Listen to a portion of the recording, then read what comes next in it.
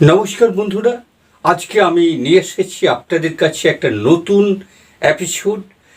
Education মোটিভেটরের তরফ থেকে আপনাদেরকে জানানোর জন্য এসেছি আপনাদের কাছে।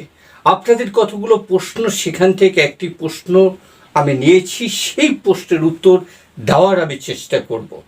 আজকে যে প্রশ্নটা নিয়েছি সেই প্রশ্নটা হচ্ছে কলকাতা বারাণসীর কি আপডেট। কলকাতা বারাণসীর আপডেটটা কী আছে, রাস্তাটা কতদূর পর্যন্ত হয়েছে, কি কি কাজ বাকি রয়েছে, সেই সম্পর্কে আমরা একটু আলোকপাত করার চেষ্টা করব। তো চলুন আমরা মোটেই না স্কিপ করবেন না, স্কিপ না করে যদি পারেন তো একটা সাবস্ক্রাইব করুন, শেয়ার করুন আর লাইক করুন। আপনাদের কাছে আমার বলার কিছু নেই, প্রতিদিনের একটা অনুরোধ আপনাদের কাছে রয়েছে। চলুন আলোচনা করার আগে আমি বলে দিই, কলকাতা বারাণসী এক্সপ্রেসওয়ের যে ডিস্টেন্স সেটা তো আপনারা জানেন, 610 কিলোমিটার। কতগুলো মানে কোথা পয়েন্ট আর কোথা শেষ হয়েছে সেটাও আপনারা জানেন, যে উত্তরপ্রদেশের চান্দৌলি জেলায়, এই যে চান্দৌলি জেলায় যেটা আপনারা দেখতে পাচ্ছেন, সেইখান থেকে শুরু হয়ে হাওড়া জেলায় উলবেড়িয়াতে এসে শেষ হয়েছে। তো এই জিনিসগুলো তো আপনাদের জানাশোনা, ফলে সে নিয়ে আমি কিন্তু কোনো প্রশ্ন করছি না বা আমি অতিরিক্ত সময় ব্যয় করব না।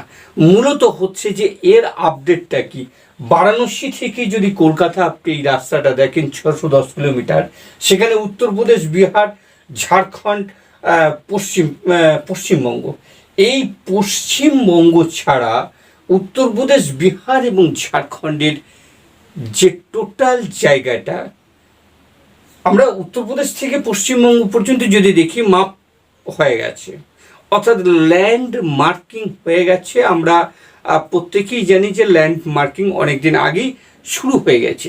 তো এখন হচ্ছে যে ল্যান্ড মার্কিং যে শুরু হয়ে গেছে সেটা তো নয় আমরা জানলাম, কিন্তু ওয়েস্ট বেঙ্গল বা অন্যান্য রাজ্যের ক্ষেত্রে কই ল্যান্ডমার্কিংয়ের তো কোনো বিবরণ আপনি তো দেননি। 116 মতো যে বিবরণটা কোন কোন মৌজার উপর দিয়ে গেছে সেটা তো আপনি দেননি। এই প্রশ্নটাই কিন্তু সবারই মধ্যে উঠেছে। তার প্রত্যুত্তরে আমি কি বলছি একটু দেখুন।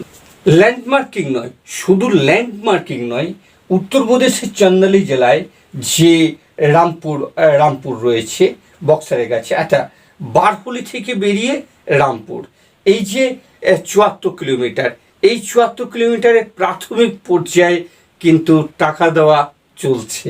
দ্বিতীয় বলবো যে বিহারের যে কৈমুর, রোহতাস, ঔরঙ্গাবাদ, গোয়া, এই যে চারটে ডিস্ট্রিক্টে কিন্তু একদম টোটাল যেটাকে বলবো ল্যান্ড মার্কিং থেকে আরম্ভ করে ওখানকার জমিদাতাদের সঙ্গে জমি আদান প্রদানের একটা বন্দোবস্ত করা হচ্ছে। দ্বিতীয়ত যে ঝাড়খণ্ডের চাতরা, হাজারিবাগ, রামগড়, বোকারো, এই যে ডিস্ট্রিক্ট, এটা কিন্তু মানে জেলা, এই জেলার উপর দিয়ে গেছে। সেই জায়গাটায় আমি বলবো যে এই যে চারটে বোকারো পুরুলিয়া ঢোকার আগে পর্যন্ত টোটাল ল্যান্ডমার্কিং তো দূরে থাক, একদম মানে কি বলবো, চাষিদের সমস্ত কাগজপত্র জমা নিয়ে মণ্ডল ভিত্তিক, কারণ ওখানে আমাদের মতো চাষি নয়, ওখানের পূজারা হচ্ছে যে দলবদ্ধভাবে উপজাতি গোষ্ঠী, তাদের সঙ্গে সরকারের একটা বোঝাপড়া চলছে, এবং সেই বোঝাপড়া কতটা চলছে তার উপরে নির্ভর করবে, এটা আপনারা অবশ্যই জানেন। তাহলে পশ্চিমবঙ্গের ক্ষেত্রে কি চলছে সত্যি এই জায়গাটা আমি ব্যক্তিগত আমি কিন্তু টোটালি বলছি যে আমি কিছু জানি না। শুধু এইটুকু জানি যে এর ল্যান্ডমার্কিংয়ের সময় আমি ওখানে প্রেজেন্ট ছিলাম, এটা আমি আগের ভিডিওতে দেখিয়েছিলাম, যে ল্যান্ডমার্কিংয়ের সময় যে মাপজোপ হচ্ছিল সেটা কিন্তু কমপ্লিট হয়েছে।